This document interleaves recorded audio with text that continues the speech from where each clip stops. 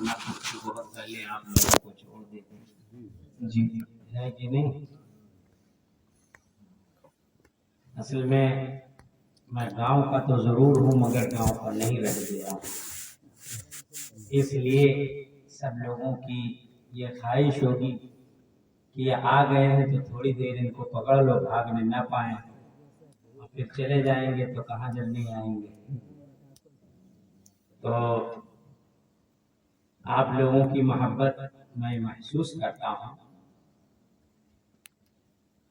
اور رب نے کرم کیا تو یہ رشتہ محبت برقرار رہے گا انشاءاللہ. بس ایک ہی شرط رہے گی کہ وہابی سے محبت نہ رکھنا. یہی ایک شرط، وہابی دیوبندی سے، کسی بھی بد مذہب سے تعلق نہ رکھنا. اپنے نبی سے رشتہ جوڑو، بے شک اپنے آقا سے محبت کرو، بس. ماشاءاللہ پروگرام بہت ہی کامیاب پروگرام ہو چکا. میرا اس پروگرام سے تعلق نہیں ہے، میں تو تشکر کے لیے آیا ہوں، آپ لوگوں کا شکریہ ادا کرنے کے لیے. اور آپ سب لوگ احسان مانیے، شکریہ ادا کیجیے، اور آپ لوگوں کی طرف سے میں ادا کرتا ہوں. محب مکرم حضرت علامہ مولانا مفتی سہیل رضا صاحب امجدی رضوی صاحب کا شکر گزار ہوں. محب گرامی وقار حضرت علامہ قاری عابد رضا صاحب اور حضرت مولانا شاہد رضا صاحب، حضرت علامہ مولانا رضوان صاحب، اسٹیج پر بڑے بڑے آفتاب و ماہتاب حاضر ہیں. یہ حضرات تشریف لائے بہت قیمتی لوگ ہیں. آپ نے ان کی تقریر سنی، اسی سے سمجھ میں آ گیا ہوگا کہ کہا جاتا تھا کہ درخت سے پھل پہچانا جاتا، لیکن نہیں، اب سمجھ میں آیا کہ پھل سے درخت پہچانا. سبحان اللہ، سبحان اللہ، بے شک پھل سے درخت پہچانا جاتا ہے، بے شک. اور اللہ تعالی کسی درخت پر کرم کر دے، اس کے پھل کی خوشبو اور پھل کے ذائقے کو اتنا بڑھا دے کہ اسی سے درخت کو لوگ جانیں. سبحان اللہ، سبحان اللہ، بے شک. میں تو اپنے اندر یہی محسوس کر رہا ہوں، نہایت گمنام تھا، گمنام رہتا، لیکن ان حضرات نے میرے پاس آ کر کے میرے لیے رب کی طرف سے سعادت کا انتظام ہوا، رب کی طرف سے سعادت کا انتظام ہوا. ان حضرات نے کچھ دنوں میرے یہاں حاضری کی.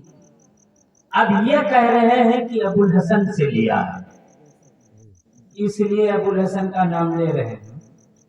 خیر، اس طریقے سے اللہ تعالیٰ فیضان جاری رکھے، برقرار رکھے، آمین. حضرت علامہ مولانا سہیل رضا صاحب کی مقفع مسجع نہایت سجی ہوئی تقریر سنی، دل باغ باغ ہو گیا. آپ لوگوں سے یہی گزارش کروں گا کہ جب کبھی ضرورت ہو تو ان کو بلائیں اور اپنی وسعت کے مطابق بھرپور ان کی خدمت کریں، اس لیے کہ تقریر کرنے میں یہ بھرپور محنت کرتے ہیں. اس میں یہ کسی طرح سے کنجوسی نہیں کرتے. ماشاءاللہ نکاح کے موضوع پر انہوں نے چشم کشا تقریر کی ہے، بہت اچھی تقریر کی. جیسے انہوں نے یہ واضح کیا کہ جنت میں تو ہر طرح کی نعمت ہے، جنت میں کون سی آسائش نہیں، جنت میں کون سی نعمت نہیں، مگر ہمارے باپ اور آپ کے باپ حضرت آدم علیہ السلام نے وہاں پر بھی اپنی بے چینی ظاہر کی، اضطراب ظاہر کیا، بے قدری واضح کی. رب قدیر نے ان کے اضطراب اور ان کی بیکلی کے رفع کے لیے حضرت حوا رضی اللہ تعالی عنہا کو پیدا فرمایا. سبحان اللہ بے شک. اور پھر صرف پیدا ہی نہیں کیا کہ بس پیدا کر کے اور ان کے حوالے کر دیا. آگے کا مرحلہ تو آپ نے سنا ہی ہے. اس کے بعد کیا ہوا؟ جب حضرت حوا رضی اللہ تعالی عنہا پیدا ہوئی، ان کی طرف حضرت آدم علیہ السلام میں کشش پیدا ہوئی. ان سے فائدہ اٹھانے کا ایک جذبہ پیدا ہوا، ایک امنگ ہوئی. رب کی طرف سے اشارہ ہوا ایسے نہیں. سبحان اللہ. بے شک ہے نا آپ لوگ. دیکھیے اب ہم بہت تیز ترار تقریر تو کر نہیں سکتے، اس لیے کہ کوہرا نے سب کے منہ کو ڈھانپ دیا. یہ تو بہت بڑی مہربانی. یہ شامیانہ اس کو تھوڑا تھامے ہوئے تو زیادہ دیر تک نہیں. حضرت آدم علیہ السلام نے حضرت حوا کی طرف ہاتھ بڑھانا چاہا. اللہ کی طرف سے اشارہ ہوا ایسے. تو یہ ہوا کہ پھر کیسے؟ یہ ہوا کہ نکاح کرنا پڑے گا. بے شک. سبحان اللہ سبحان اللہ. نکاح کرنا پڑے گا. اسی سے نتیجہ نکالو کہ سارے انسان کے روپ میں پیدا ہونے والے سب سے پہلے انسان کا نکاح ہوا ہے. سبحان اللہ. لہذا آج بھی جو انسان ہو اسے نکاح کرنا چاہیے. سبحان اللہ سبحان اللہ. نعرے تکبیر، نعرے رسالت، مسلک اعلی حضرت حضور مفتی ابو الحسن صاحب قبلہ. نعرے تکبیر، نعرے رسالت، زندہ باد زندہ باد. اور یہ حقیقت ہے، جو نکاح کرتا ہے اس کو انسان کہا جاتا ہے. بے شک.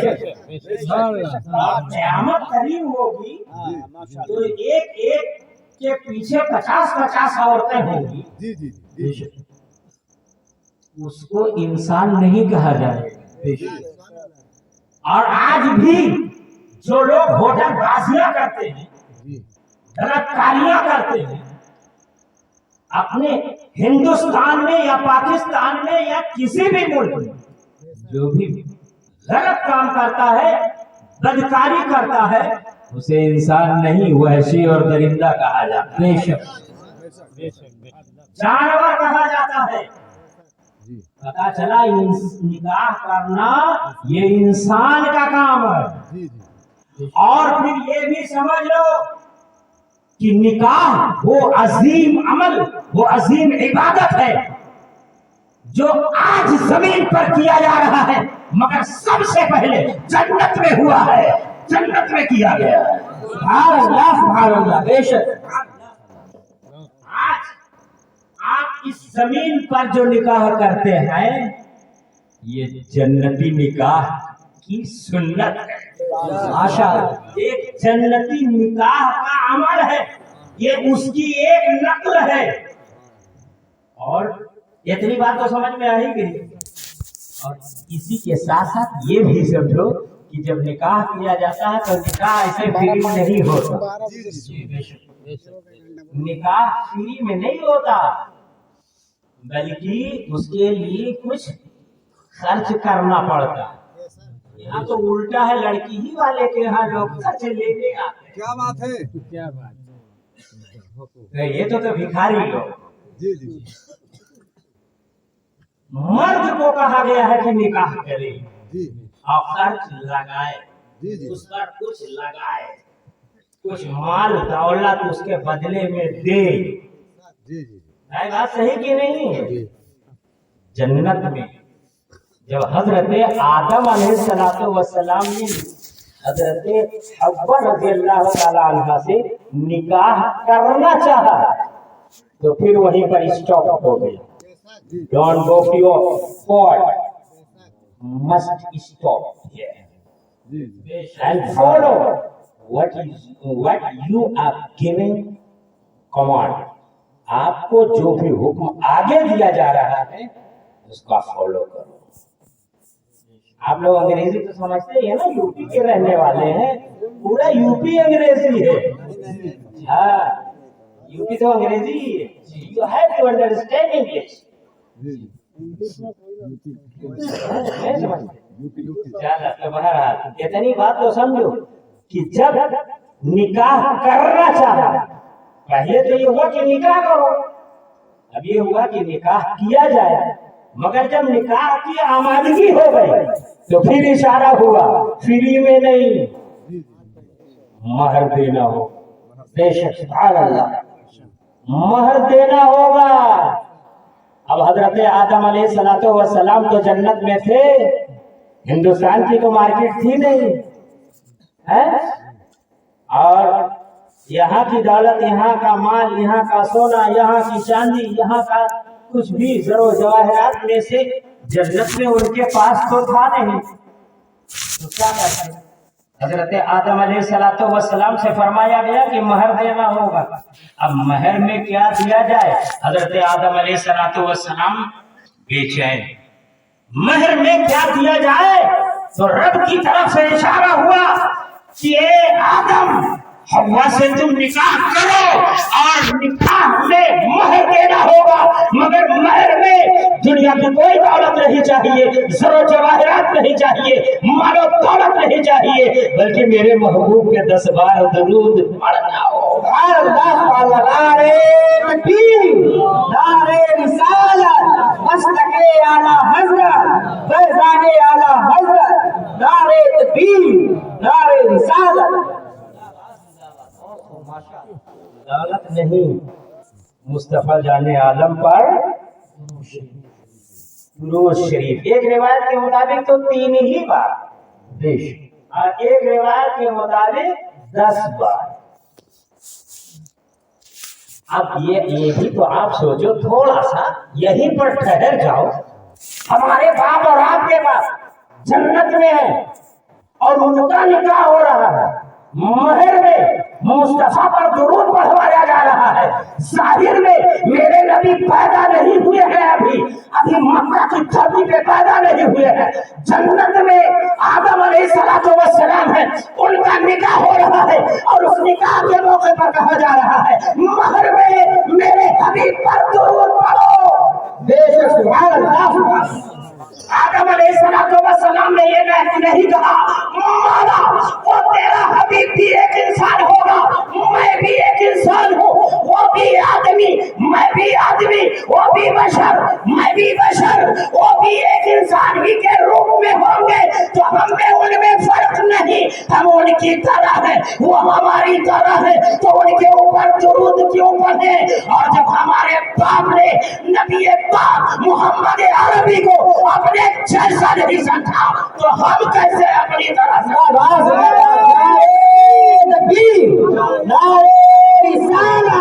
مسلک اعلی حضرت، فیضان اعلی حضرت، مفتی ابوالمصطفیٰ نعرے تکبیر، نعرے رسالت، زندہ باد.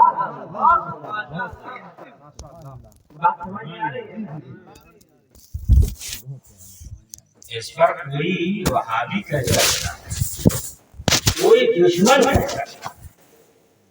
اب تو آدم علیہ السلام کا نکاح جنت میں ہوا اور محمد الرسول اللہ کا نکاح زمین پر ہوا ہے کہ نہیں؟ تو آدم علیہ السلام کو فضیلت مل گئی. کہہ سکتا ہی نہیں کہہ سکتا. تھوڑا دماغ کھولیے گا، سمجھنے کی ضرورت ہے. یہ اتنے بڑے شیطان ہیں کہ جیسے کان سے کھوٹ نکالتے ہیں، ایسے یہ عیب بےہودے ڈھونڈتے ہیں. تب تو آدم علیہ السلام کو فضیلت مل گئی، محمد عربی سے بھی وہ افضل ہو گئے، اس لیے کہ ان کا نکاح جنت میں ہوا ہے، ان کا نکاح جنت میں ہوا ہے اور حضرت حوا سے ہوا ہے، تو ان کی شان زیادہ عظیم ہو گئی. تو ایک جواب تو آپ یہی دے دیں گے، ہاں نکاح تو ضرور ہوا تھا، مگر مہر انہوں نے کیا دیا تھا؟ بے شک سبحان اللہ. ایک جواب تو آپ کے پاس یہی ہے، اور دوسرا جواب مجھ سے لے لو، وہ جواب محفوظ رکھنا. کہ اے اعتراض کرنے والوں، عظمت مصطفیٰ پر قدم لگانے والوں، اے عظمت مصطفیٰ پر حرف لگانے والوں، سنو سنو، آدم علیہ السلام کا نکاح جنت میں ہوا اور محمد عربی کا نکاح مکہ کی دھرتی پہ ہوا، تو تم نے کہہ دیا ہے کہ آدم کو فضیلت مل گئی ہے، آدم علیہ السلام کو محمد عربی پر فضیلت ہو گئی ہے، اس لیے اب آدم علیہ السلام کو رتبہ زیادہ ہوا۔ میں کہوں گا کہ سنو سنو، تمہارے اسی ہونے والے اعتراض کے دفاع کے لیے رب کی طرف سے انتظام ہوا، حضرت زینب بنت جحش کا نکاح رب قدیر نے خود اپنے حبیب سے کیا ہے، اپنے حبیب سے کیا۔ سبحان اللہ سبحان اللہ، ماشاء اللہ، بہت خوب، زندہ باد۔ شاید نکتہ گاڑھا ہو گیا، سمجھ نہیں پائے۔ حضرت زینب بنت جحش صحابیہ، میرے سرکار پہ ایمان نہیں آئی، صحابی، اور ان سے نکاح میرے نبی کا ہوا ہے، ان سے نکاح میرے نبی کا ہوا۔ بتائے عرب کا کوئی آدمی کی میں نے پڑھایا، کوئی بتائے زمین کا رہنے والا کہ محمد عربی کا نکاح میں نے پڑھایا۔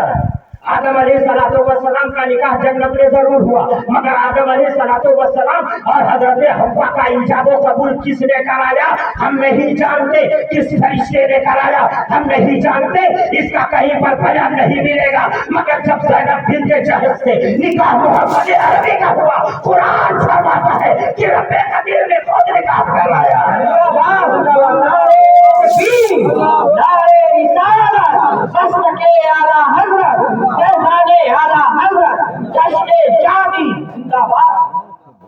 پوری دنیا کے اندر لاکھوں کروڑوں انسان اور 1,24,000 کم و بیش، 2,24,000 کم و بیش انبیاء پیدا ہوئے، ان نبیوں میں سے کس کا نکاح خود ڈائریکٹ اللہ نے کیا ہے؟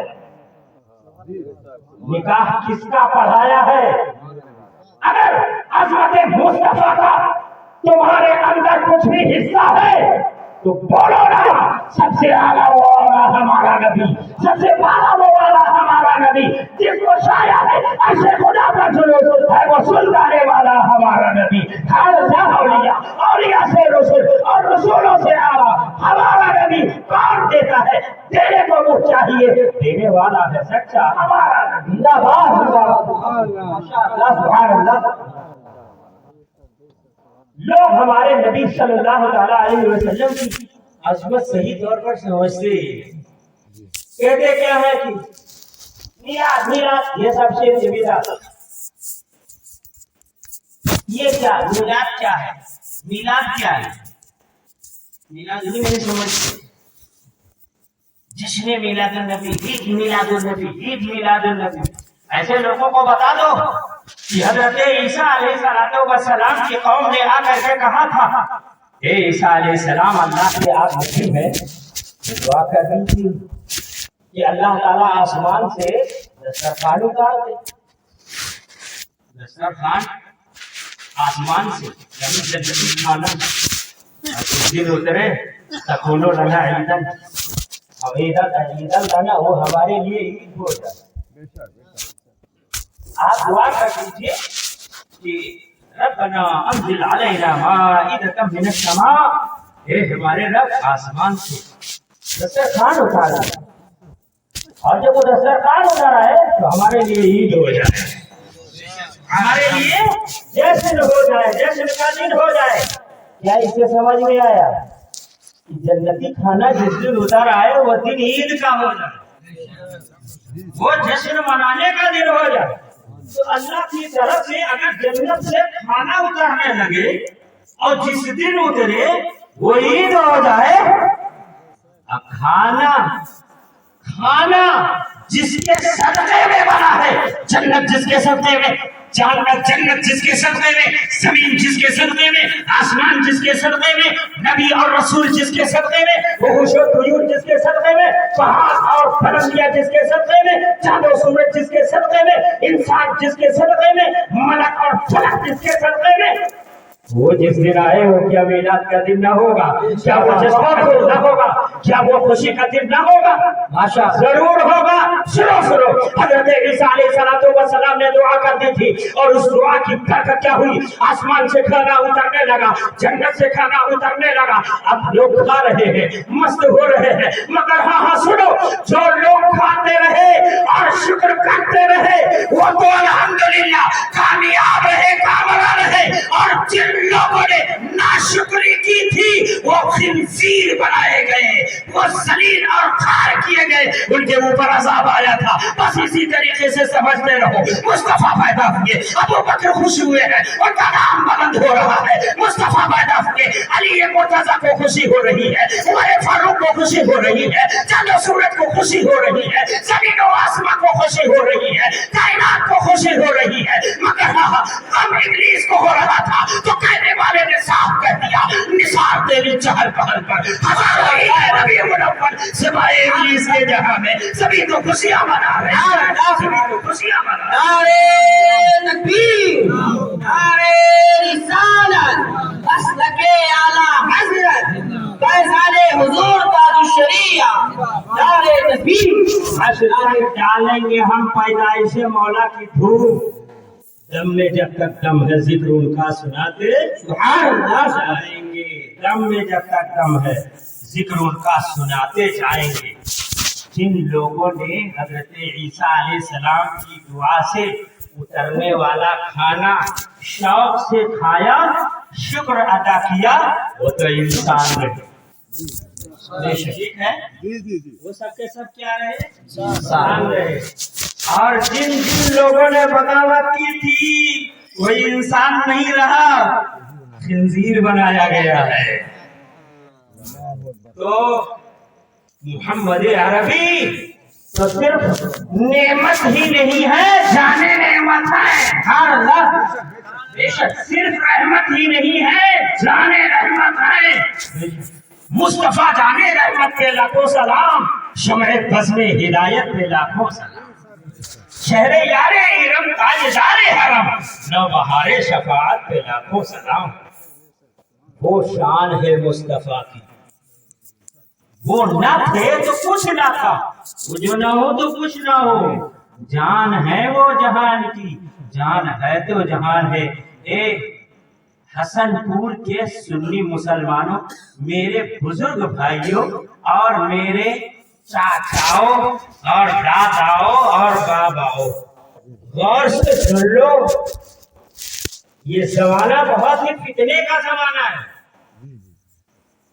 اس وقت سب سے زیادہ حملہ تمہارے ایمان پر، اور سب سے زیادہ یہی کوشش ہے کہ آپ کے دل سے نبی کی محبت نکال دی جائے۔ اور کیسے نکالتے ہیں؟ بس یہی بات تو ڈالتے ہیں، وہ بھی انسان ہے، بھی انسان کیا فرق؟ ان سے کہہ دو فرق، ارے بے وقوف، نبی اعظم صلی اللہ تعالیٰ علیہ وسلم تو انگلی سے اشارہ کرتے تھے، چاند ٹکڑے میں بڑھ جاتا تھا، سبحان اللہ، سبحان، چاند ٹکڑے میں بڑھ جاتا تھا۔ اور یہ تو جوانی کی بات ہے، بچپن کا عالم یہ ہے کہ کھٹولے پہ لیتے ہیں، اور کبھی انگلی سر کی جانب لے جاتا ہے، کبھی پاؤں کی جانب لے جاتے ہیں، کبھی دائیں لے جاتے ہیں، کبھی بائیں لے جاتے ہیں، جدھر انگلی لے جاتے ہیں، چاند ادھر ہی کو چلا جاتا ہے، چاند چھپ جاتا ہے ادھر، انگلی اٹھاتے مہد میں، کیا ہی چلتا تھا اشاروں پر کھلاڑا نور کا آیا مصطفیٰ جانے عالم، چاند سے بچپن میں کھیل، سبحان اللہ۔ اور جب جوانی میں ان سے معجزہ طلب کیا گیا، شاید آپ کے ذہن میں یہ واقعہ ہو کہ یمن کا رہنے والا ایک حبیب نام کا حبیب ابن مالک، یہ بہت بڑا تاجر اور بزنس مین تھا، ایمان نہیں ابھی لایا تھا، اور ابو جہل میرے نبی کا بہت بڑا دشمن، یہ بھی آپ لوگوں کو معلوم ہے، ابو جہل بہت بڑا دشمن، تو اس نے ہر طرح سے تدبیر کیا کہ محمد عربی کا اسلام نہ پھیلے، ان کا کلمہ نہ عام ہو، تو اس پر بندش لگانے کے لیے اور بریک لگانے کے لیے اس نے ہر طرح کی کوشش کی، ہر طرح سے عاجز آ گیا، تب اس کے دماغ میں شیطان گھسا اور کہا کہ پورے عرب کے لوگ تجارت کرتے ہیں یمن سے، اور یمن کا سب سے بڑا بزنس مین حبیب ابن مالک ہے، وہیں سے اسٹاپ کرا دیا جائے، معاملہ فنش ہو جائے۔ تو کیا کیا؟ فوراً وہاں پر خبر کرایا، اس وقت موبائل نہیں چل رہا تھا، اگر کوئی مقرر جلدی سے بول جائے تو ہنسنا ہے کہ فوراً فون کیا، اس وقت فون نہیں تھا۔ جی جی، لیکن بولنے والے بول جاتے بہت تیز بول جاتے ہیں، تو اب تیز بول گئے کوئی بات نہیں، تیز بولنے میں تو لوگ مذکر کو مؤنث، مؤنث کو مذکر بنا دیتے ہیں، زمین کو آسمان بنا دیتے ہیں، آسمان کو زمین۔ لیکن آپ کو ہوش کے ساتھ سمجھنا ہے۔ مختصر میں سنا دیتا ہوں واقعہ کہ حبیب ابن مالک کو ابو جہل نے خبر کرایا اور کہا کہ یہ حبیب ابن مالک، ہم اتنی پریشانی میں، ہمارے اوپر اتنی بڑی آفت آ گئی اور تم نے کوئی حال خبر نہیں لیا۔ اور اس کے بعد لکھا کہ محمد ابن عبداللہ نے اپنے نبی ہونے کا اعلان کر دیا، ہمارا دین ہی مٹائے دے رہے ہیں وہ۔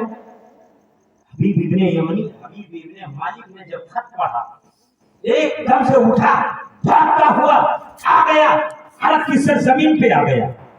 اب کہاں آیا؟ جبل ابو قبیس پہ پہنچا۔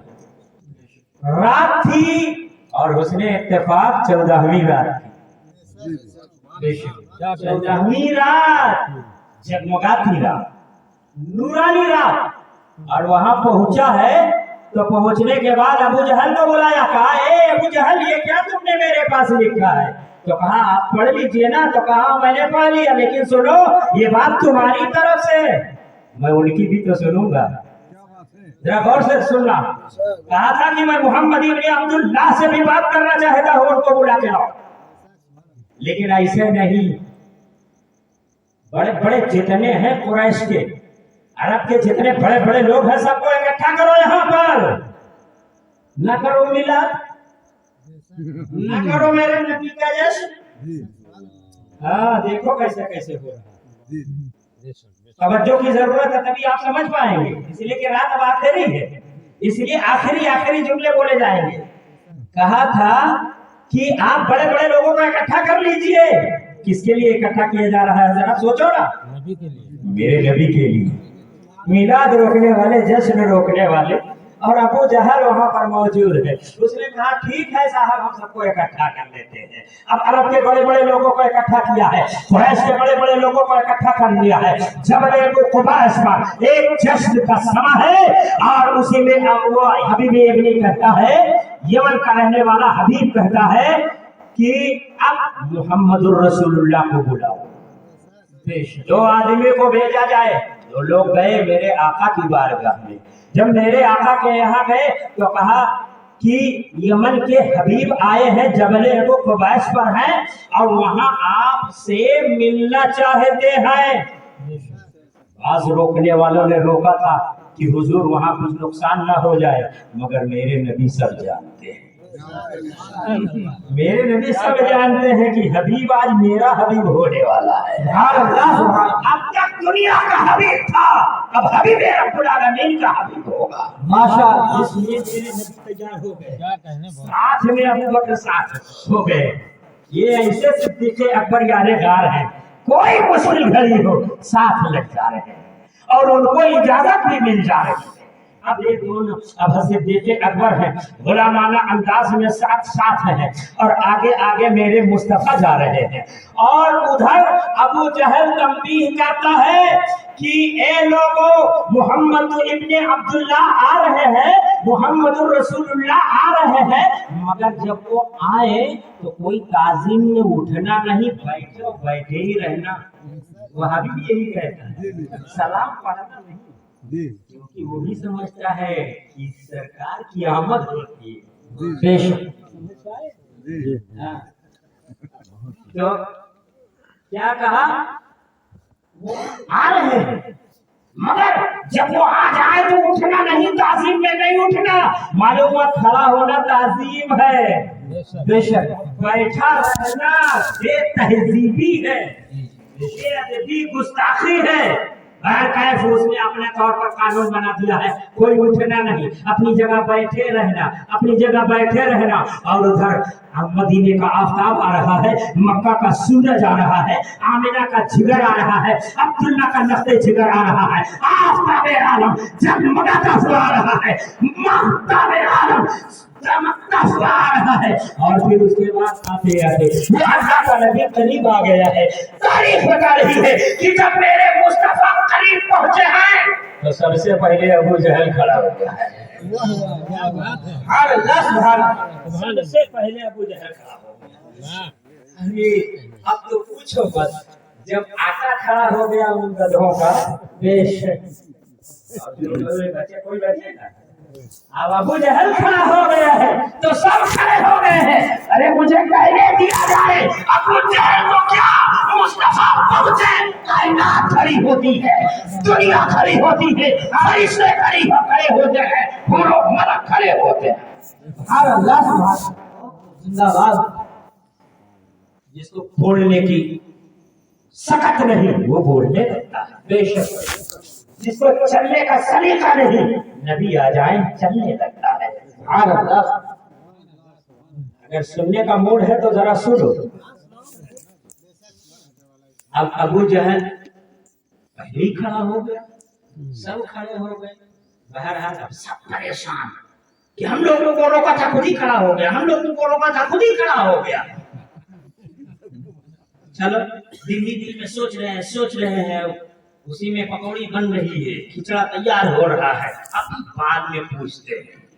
बहरहाल अब जब सरकार पहुंचे हैं, बोलने वाला पहुंचा है, बोलने की कुव्वत देने वाला पहुंचा है, और बोल पर कंट्रोल करने वाला पहुंचा है।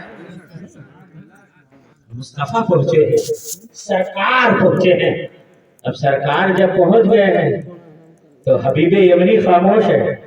अबू जहल क्या बोलता, कोई क्या बोलता, जमीन खामोश है, आसमान खामोश है, हबीबे यमनी भी खामोश, इसलिए कि मेरे नबी ने अभी बोलने की इजाजत नहीं दी है। बोलेगा कौन? वो हबीबे यमनी जो यमन से आया था बोलने के लिए। सामने देखता है चेहरा, नूरानी चेहरा है, जगमगाता चेहरा है, हुस्न वाला चेहरा है, महविश चेहरा है, पुरजमाल चेहरा है, पुरकमाल वजूद है। देख करके बेताब है, देख करके बेखुद है, देख करके बिल्कुल परेशान है। कहे तो क्या करे, कुछ नहीं बोल रहा है। आखिर मेरे नबी सल्लल्लाहु अलैहि वसल्लम ने खुद ही फरमाया था, ए यमन के हबीब तूने मुझे बुलाया है, यमन के हबीब तूने मुझे बुलाया है, बोल किस लिए बुलाया है। अब हबीब कहता है कि मैंने कुछ सुना है आपके बारे में। तो कहा क्या सुना है? तो कहा कि आपके बारे में सुना है कि आप ये कहते हैं कि आप अल्लाह के नबी हैं, आपने अपनी नबूवत का ऐलान किया है, आपने नया दीन लाने का ऐलान किया है, क्या ऐसा सच है? मेरे नबी ने फरमाया अल्हम्दुलिल्लाह, मैं अल्लाह का नबी हूँ, मैं अल्लाह का रसूल हूँ, मेरा नाम मोहम्मद है, मैं मोहम्मदुर रसूलुल्लाह हूँ, और मेरा दीन दीन इस्लाम है, मेरा कलिमा ला इलाहा इल्लल्लाह मुहम्मदुर रसूलुल्लाह है। इतना सुनना था। हबीबे यमनी ने कहा था कि हमने तारीखें पढ़ी है, हमने साबिक़ा किताबें पढ़ी है, हमने साबिक़ा नबियों के बारे में पढ़ा है, हमने ये जाना है कि जो अल्लाह का नबी होता है, जो अल्लाह का रसूल होता है, वो कोई ना कोई मौजूदा रखता है, वो कोई ना कोई करिश्मा रखता है। अगर आप अल्लाह के नबी हैं, अगर आप अल्लाह के रसूल हैं, तो मौजूदा दिखाइए ना, बेशक बेशक कोई करिश्मा दिखाइए ना। मेरे नबी ने फरमाया कोई करिश्मा, अरे देखना क्या है वो बोल। बेशक और नबी आते रहे, महदूद मौजज़े लेकर आते रहे। किसी के पास 10 मौजज़े, किसी के पास 3 मौजज़े, किसी के पास कुछ मादूद चंद मौजज़े, मगर मेरा नबी तो सरापा मौजज़ा बन के आया है। शानदार मौजज़ा है, लम्हाए मुबारक मौजज़ा है, दस्ताए अक़दस मौजज़ा है, पूरा के पूरा वजूद मौजज़ा है। और मेरे नबी ने ये फरमाया था, हबीब तुझे देखना क्या है वो बोल दे। بے شک سبحان اللہ. کیا معجزہ دیکھنا چاہتا ہے؟ بول کیا معجزہ دیکھنا ہے؟ حبیب نے کہا زیادہ نہیں صرف 2 معجزے دیکھنا چاہتا، زیادہ نہیں صرف 2. تو کہا پہلا کیا؟ تو کہا پہلا تو یہ کہ آپ دیکھ رہے ہیں یہ آسمان پہ چاند جگمگا رہا ہے، چمک رہا ہے، چمک رہا ہے. آپ اگر واقعی اللہ کے رسول ہیں تو یہیں سے چاند کو 2 ٹکڑوں میں بانٹ دیجیے. بے شک چاند کو 2 حصوں میں بانٹ دیجئے. میرے سرکار مسکرا رہے ہیں. سبحان اللہ. میرے سرکار کو تعجب نہیں ہو رہا ہے. دنیا کے کسی انسان سے کچھ مانگو گے تو وہ اپنا گھر آپ کو دے سکتا ہے، اپنی جائیداد آپ کو دے سکتا ہے، اپنی دولت کھا کے دے سکتا ہے، آل اور اولاد کو دے سکتا ہے، مگر اسے کہو کہ آسمان کا فلاں ستارہ ہمیں دے دو، وہ قطع نہیں دے سکتا ہے. وقت کا پردھان منتری ہو، وقت کا مکھ منتری ہو، وقت کا کوئی زعیم ہو، وقت کا کوئی لیڈر ہو، کیسا بھی فل پاور ہو، مگر جب اس سے کہو کہ ذرا آسمان کی فلاں چیز دے دو، کہے گا میری وہاں تک پہنچ نہیں ہے. مگر میرے مصطفیٰ سے جب کہا ہے کہ آسمان کا جگمگاتا ہوا چاند اس کو 2 ٹکڑوں میں آپ بانٹ دیجئے، تو میرے مصطفیٰ مسکرا رہے ہیں. میں قسم کو رات میں ڈوب گیا. میں نے گنبد خضرا کی طرف نہ لگائی اور اسی پیچھے خمبے میں نے بارگاہ مصطفیٰ میں میں نے گنبد خضرا میں سوال لگا دیا، عرضی لگا دی، یا رسول اللہ آپ سے کہا گیا چاند 2 ٹکڑے میں بانٹ دیجئے، آپ مسکرا کیوں رہے ہیں؟ سبحان اللہ. سبحان اللہ. تو اشارہ ملا کہ کیوں نہ مسکراؤں. حبیب یمنی نے سمجھا تھا کہ ہم نے چاند کو 2 ٹکڑے کرنے کا معجزہ طلب کر کے معاملے کو ہارڈ کر دیا، جبکہ ایسا نہیں. ارے چاند تو بچپن میں میرے پاس آتا تھا، چہرے سے بھیک مانگتا تھا، میرے چہرے سے نور مانگتا تھا، وہ تو میری انگلی پہ ناچا کرتا تھا. چاند چھپ جاتا جدھر، انگلی اٹھاتے مہد میں کیا ہی چلتا تھا، اشاروں پر کھلونا لو. یہ معجزہ میرے سرکار نے دکھا دیا. چاند کو 2 ٹکڑوں میں بانٹ دیا. یہ نہیں ہے کہ صرف عرب والوں ہی کے لیے، یہ نہیں کہ صرف مدینہ والوں ہی کے لیے، یہ نہیں کہ صرف مکہ ہی والوں کے لیے، بلکہ چاند کو جب 2 حصہ کیا تھا تو پہاڑ کے ایک طرف ایک حصہ گیا تھا اور دوسری طرف دوسرا. دنیا میں جہاں کہیں کوئی بھی انسان اس وقت کھلی فضا میں تھا اس نے چاند کو 2 حصے میں دیکھا تھا. آپ کے ہندوستان میں رتن نام سے بھی ایک مشہور ہے، رتن ہندی، ان کے بارے میں روایت ملتی. ہمیں تفصیل کرنا نہیں، بس اتنا کہنا ہے کہ میری سرکار سے عرض کیا گیا تھا کہ چاند کو 2 ٹکڑوں میں کیجیے، میرے سرکار نے کر دیا. اب اس کے بعد میں حبیب کہتا ہے کہ جس طرح سے آپ نے اس کو الگ کیا ہے اسے ملا دیجیے. میرے سرکار نے پھر ملایا، پھر انگلی سے اشارہ کیا، جیسے چاند الگ ہوا تھا ایک میں مل گیا. اسی سے آپریشن اور سرجری کا قانون مل گیا. آج تک چاند کے اندر وہ نشان پڑا ہوا ہے، دنیا والوں کو کہہ رہا ہے کہ سنو ہم غلام مصطفیٰ ہیں. جب اشارہ مصطفیٰ پاتے ہیں تو اپنا کلیجہ چاک کرتے ہیں، اور تم بھی غلام مصطفیٰ ہو تو عظمت مصطفیٰ پر قربان رہے. اب اس کے بعد میں یہ ایک معجزہ ہو گیا نا. اب اس کے بعد حبیب یمنی سے میرے سرکار نے فرمایا تھا بولو دوسرا کیا دیکھنا چاہتے ہو. تب اس نے کہا میں دوسرا جو دیکھنا چاہتا ہوں وہ میں خود نہیں بتانا چاہتا ہوں، آپ ہی بتائیے کہ میں کیا دیکھنا چاہتا ہوں. اللہ اکبر. آپ کے دل میں کیا ہے پہلے جانے تب نہ بتائیں گے. اور حبیب کا ایمان تھا، ابھی اسلام نہیں لایا ہے لیکن یقین ہے کہ نبی ہے تو جانتے ہوں. بے شک. تو کیا کہا تھا کہ جو دوسرا معجزہ میں دیکھنا چاہتا ہوں اس کو اپنی زبان سے کہنا نہیں چاہتا. آپ ہی بتائیے اللہ کے رسول کہ میرے دل میں وہ دوسرا کیا ہے جذبہ، وہ معجزہ کون سا دیکھنے کا ارادہ ہے، مجھے ذرا آپ ہی بتائیے. تو میرے نبی نے فرمایا تھا اے حبیب یمنی تیری لڑکی تیرے گھر پہ ایک ہے جو ہاتھوں سے بیکار ہے، پاؤں سے بیکار ہے، جسم سے بیکار ہے، اپاہج پڑی ہوئی ہے، اس کے جسم کا رنگ بہت خراب ہے، نہایت بدصورت ہے اور بری حالت میں پڑی ہوئی ہے، تو چاہتا ہے کہ تیری بیٹی تندرست ہو جائے، خوبصورت ہو جائے، خوبرو ہو جائے، اچھی ہو جائے، چلنے لگے، پھرنے لگے، حرکت کرنے لگے، تو اے حبیب یمنی سن لے، میں نے تیری بیٹی کو صحیح کر دیا، تندرستی اسے مل گئی ہے، اسے شفا مل گئی ہے۔ اللہ اکبر! اتنا سننا تھا، حبیب کا دل جھٹکا اٹھا، فوراً قدم مصطفیٰ میں آیا، دامن مصطفیٰ میں آیا اور کہا تھا کہ اے اللہ کے رسول، اب مجھے اپنا کلمہ پڑھا دیجئے۔ میرے نبی نے کلمہ پڑھا، لا الہ الا اللہ محمد الرسول اللہ۔ حبیب یمنی نے کلمہ پڑھا، اشہد ان لا الہ الا اللہ محمد الرسول اللہ صلی اللہ تعالیٰ علیہ وسلم۔ اب جب یہاں سے فارغ ہوا ہے تو جلدی جلدی بھاگنے لگا ہے۔ ابو جہل چلا رہا ہے، اے حبیب تیرے اوپر جادو چل گیا کیا؟ تیرے اوپر جادو چل گیا ہے، تیرے اوپر سحر ہو گیا ہے، محمد عربی کا قول تیرے اوپر اثر کر گیا ہے۔ اے حبیب تو کیا کر رہا ہے؟ حبیب نے کہا تھا، اے ابو جہل تو پکا جاہل ہے، جو اللہ کا نبی ہوتا ہے وہ جو معجزہ دکھاتا ہے وہ معجزہ برحق ہوا کرتا ہے، سحر اور جادو کا اثر آسمان پہ نہیں ہوا کرتا ہے، چاند پر نہیں ہوا کرتا ہے، ستارے پر نہیں ہوا کرتا ہے۔ اور حبیب اب تیزی سے قدم بڑھاتے ہوئے آگے بڑھ رہا ہے۔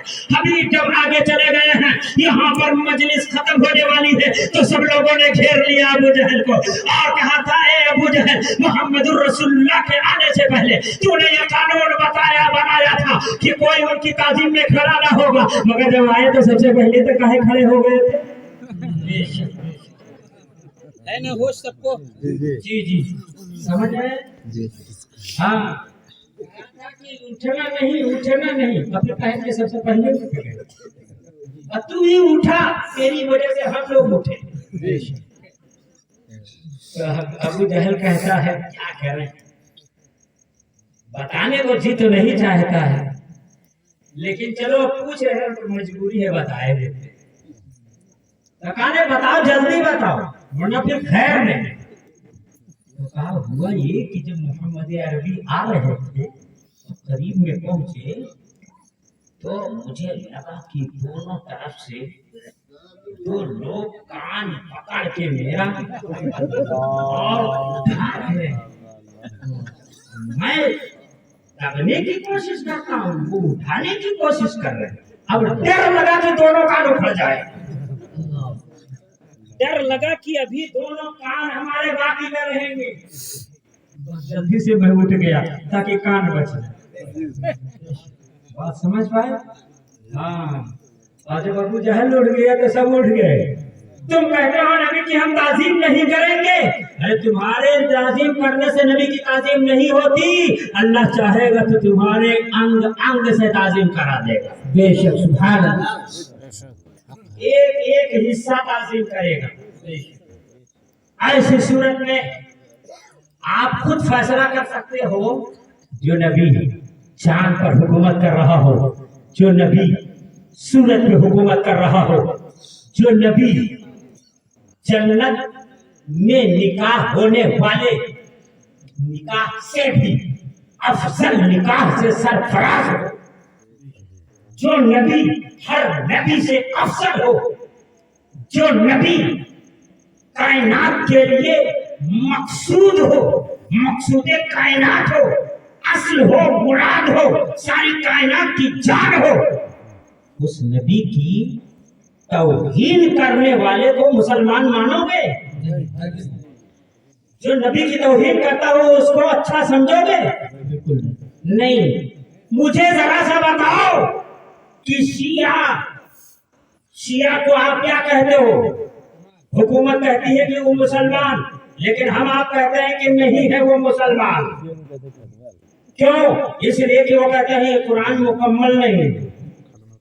وہ کہتے کیا ہے کہ یہ ابو بکر صدیق برے ہیں، عمر فاروق برے ہیں، معاذ اللہ رب العالمین۔ صحابہ کو انہوں نے گالی دیا، قرآن کے بارے میں انہوں نے گفتگو کیا تو آپ نے اور ہم نے سب نے کلیئر کٹ فیصلہ کر دیا کہ شیعہ مسلمان نہیں ہے، ہم اس کے یہاں اپنی بیٹی نہیں دیں گے، ہم اس کی بیٹی اپنے یہاں نہیں لائیں گے۔ اور یہ پورے ہندوستان میں دیکھا جا رہا ہے، کوئی سنی اپنی لڑکی ایسے شیعہ کے یہاں نہیں بھیجتا ہے، اور نہ تو شیعہ کی لڑکی کو اپنے یہاں لے کر کے آتا ہے۔ ان کا جرم کھلا ہوا یہ ہے کہ وہ ہمارے قرآن پر حملہ کرتے ہیں، ان کا جرم یہ ہے کہ صحابہ کی عظمت اور عزت پر حملہ کرتے ہیں۔ لیکن یہ وہابی اور دیوبندی جن کے بارے میں آپ سن رہے ہیں کہ وہ ہمارے نبی پر ڈائریکٹ حملہ کر رہے ہیں، کبھی نبی کے اختیار پر حملہ کرتے ہیں، کبھی نبی کے علم غیب پر حملہ کرتے ہیں، کبھی نبی کے خاتمیت پر حملہ کرتے ہیں، کبھی ہمارے نبی کی عظمتوں سے انکار کرتے ہیں، اور طرح طرح سے بکواس کر کے کبھی کہتے ہیں نبی ہماری طرح ہے، کبھی کہتے ہیں وہ ایک بشر ہے، کبھی کہتے ہیں وہ گاؤں کا ایک چودھری معاذ اللہ، کبھی وہ کہا کرتے ہیں کہ گاؤں کا جیسے ایک چودھری پردھان ہوا کرتا ہے، بس اسی طریقے سے اللہ کے نبی ہیں معاذ اللہ ایک چوکیدار، ایک ڈاکیا، ایک پوسٹ مین، یہ ایسا درجہ دیا کرتے ہیں، نبی کے علم کو شیطان کے علم سے کم قرار دیا کرتے ہیں۔ وہ کہا کرتے ہیں نبی کا علم ثابت نہیں ہے مگر ابلیس کا علم ثابت ہے۔ اتنے قواعد اور اتنی شیطانی باتیں کون کرتا ہے؟ وہابی کرتا ہے، دیوبندی کرتا ہے، مگر آج ہماری غیرت کو چیلنج ہے، آج ہماری عزت کو چیلنج ہے، آج ہماری عقل کو چیلنج ہے۔ اے سنی مسلمانوں کہاں جا رہے ہو؟ کل قیامت کے دن جب مصطفیٰ پر حملہ کرنے والوں دشمنوں کے ساتھ تم کو اٹھایا جائے گا، اس وقت کس طرح تم افسوس کرو گے؟ آج بڑی آسانی سے تم دیوبندیوں کے یہاں رشتے طے کر رہے ہو، دوسرے کا رشتہ تم کرا رہے ہو، دوسروں کا رشتہ اپنے یہاں کرا رہے ہو۔ 10 سال تم جی لو، 20 سال تم جی لو، اور اس کے بعد یاد رکھنا جیسے حضرت عیسیٰ علیہ السلام کی دعا سے آنے والے کھانے کی توہین کرنے والے خنزیر بنائے گئے تھے۔ اللہ نہ کرے قبر میں تمہارے ساتھ ایسا حشر ہو، اللہ ایسا نہ کرے کہ محشر میں تمہارا کوئی سہارا نہ بنے۔ ارے دنیا میں بنو، ایسے بنو کہ کہو انہیں جانا انہیں مانا، نہ رکھا ایسے للہ الحمد، میں دنیا سے مسلمان مسلک اعلیٰ حضرت، مسلک اعلیٰ حضرت، نعرہ تکبیر، نعرہ رسالت، زندہ باد زندہ باد۔ بالکل واضح طور پر یقین کے ساتھ مان لو کہ وہابی مسلمان نہیں ہے، وہابی دیوبندی کافر ہے۔ یہ اور بات ہے حکومت نے صرف 2 ہی کیٹیگری بنائی ہے، ایک سنی ایک شیعہ، تو کسی گھس ہی نہیں پا رہے ہیں۔ شیعہ تو لات مار مار کے بھگا دیتے ہیں، تو پھر اس کے بعد یہ گھس کے چلے آتے ہیں، سنی اپنے کو بتا دیتے ہیں۔ ایسی صورت میں اے مسلمانوں تم سوچو جب تک کہ سنی کھڑے سنی رہو گے، اپنے نبی پر سلام کرتے رہو گے، اپنے نبی سے محبت کرتے رہو گے، اس وقت تک تمہارا ایمان اچھا رہے گا، اس وقت تمہارا وجود اچھا مانا جائے گا، تمہارا معاشرہ اچھا ہوگا۔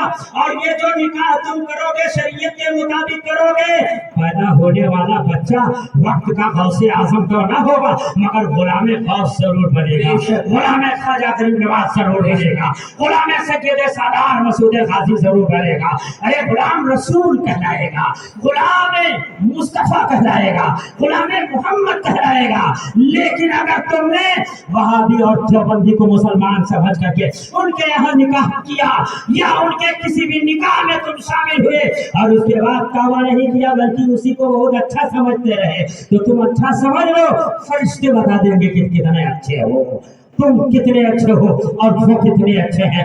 ہمارا کام تم سے منوانا نہیں ہے، ہمارا کام صرف بتا دینا ہے، ہمارا کام تمہاری آنکھوں کو کھول دینا ہے۔ ہم نے بتایا ہے، حضرت علامہ مولانا سہیل صاحب نے کتنی اچھی تقریر کر کے آنکھوں کو کھولا ہے، حدیث کی روشنی میں بتایا ہے اور قرآن کی روشنی میں بتایا ہے۔ یہ وہابی اور دیوبندی یا جتنے بھی بد مذہب ہیں، یاد رکھنا اس زمین پر وہ لوگ ہیں، یہ تمہاری آزمائش کے لیے ہیں، یہ تمہارے ایمان کے امتحان کے لیے ہیں۔ اب تمہیں اپنے ایمان کو بچانا ہے، اپنے ایمان کو اس امتحان میں کامیابی کے ساتھ آگے لے کر کے بڑھ جانا ہے، اور اگر تم امتحان میں فیل ہوئے تو پل صراط ہی سے لپٹ کے نیچے چلے جاؤ گے، پھر جہنم میں ہی جہنم تمہارا ٹھکانہ ہوگا۔ وہاں غوث اعظم سہارا نہ بنیں گے، وہاں خواجہ غریب نواز سہارا نہ بنیں گے، وہاں سید سالار مسعود غازی نہ بنیں گے، وہاں سہارا نہ بنیں گے۔ ہاں اگر سہارا لینا ہے تو سید سالار والے ہو جاؤ، حضرت مخدوم اشرف جہانگیر سمنانی والے ہو جاؤ، حضرت میر شاہ عرب یہ پیر بجری والے شہید والے کی طرح والے ہو جاؤ، ان کے نام لیوا رہو۔ ارے نماز پڑھو اور ساتھ ہی ساتھ ایمان عقیدہ اپنا صحیح رکھو۔ اگر ایمان نہیں ہے تو نماز کچھ نہیں ہے، ایمان نہیں ہے، نبی کی تعظیم نہیں ہے تو حج سے کچھ لینا دینا نہیں ہے۔ داڑھی کون صرف کیا صرف مسلمان ہی رکھتا ہے؟ ہاں تو بڑے بڑے داڑھے والے لوگ موجود ہے، بات صحیح کہ نہیں ہے؟ میرے نبی کا زمانہ ہے، بس صرف مختصر 2-3 منٹ میں بتا دینا چاہتا ہوں کہ میرے آقا صلی اللہ علیہ وسلم کے زمانے میں کچھ دو رخے اوغلے پیدا ہو گئے تھے جو مصطفیٰ جان عالم کے سامنے کہتے تھے یا رسول اللہ یا رسول اللہ یا رسول اللہ، آپ اللہ کے رسول ہیں، انت رسول اللہ انت رسول اللہ، آپ اللہ کے رسول ہیں، آپ اللہ کے رسول ہیں۔ قسم کھا کے کہتے تھے واللہ انک لرسول اللہ، اشہد انک لرسول اللہ، نشہد انک لرسول اللہ۔ ہم گواہی دیتے ہیں آپ اللہ کے رسول ہو، ہم گواہی دیتے ہیں آپ اللہ کے رسول ہو، مگر قرآن نے کہہ دیا اللہ گواہی دیتا ہے کہ یہ جھوٹے ہیں، جھوٹ بول رہے ہیں۔ بے شک بے شک اوپر اوپر کہتے تھے ہم مانتے ہیں آپ اللہ کے رسول، ہم مانتے ہیں اللہ کے رسول ہیں، اور پیٹ میں رکھے رہتے تھے نہیں مانتے، تو زبان سے کہتے تھے ہاں ہم مانتے ہیں، کیوں کہتے تھے؟ دولت کی لالچ میں، اور کبھی کبھار دیکھتے تھے کہ سرکار کی تلوار بڑی تیز ہے، کہیں ہو جائے نہ کچھ، تو سامنے کہتے تھے آپ اللہ کے رسول ہیں، آپ اللہ کے رسول ہیں، لیکن منافقانہ چال لے کر کے وہ چل رہے تھے۔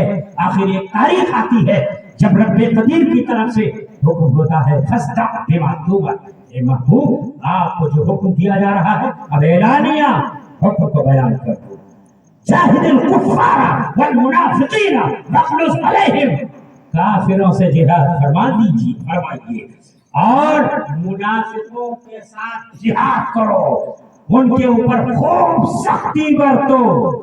اچھا اب اس کے بعد ہوا کیا؟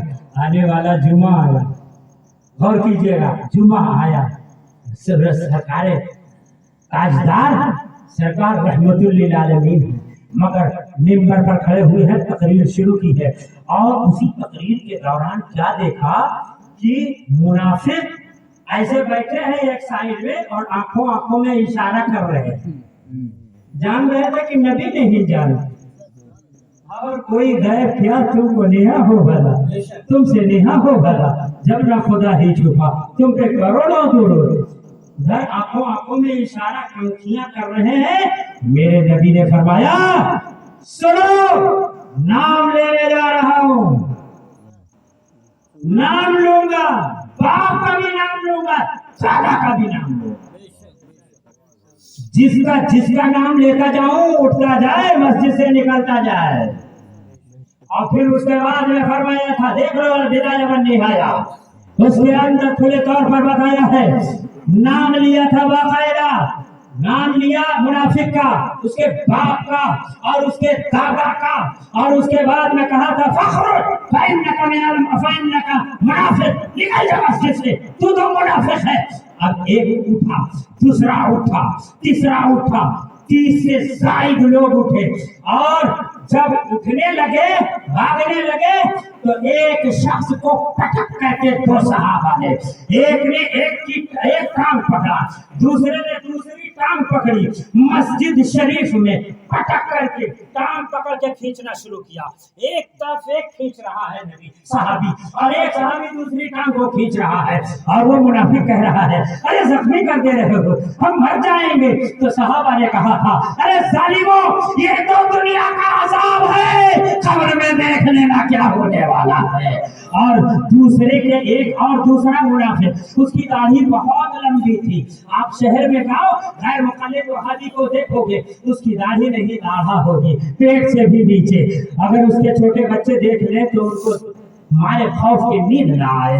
इतनी बड़ी दाढ़ी पकड़ करके सहाबी ने खींचना शुरू किया और खींचते हुए ले जा करके बाहर किया था।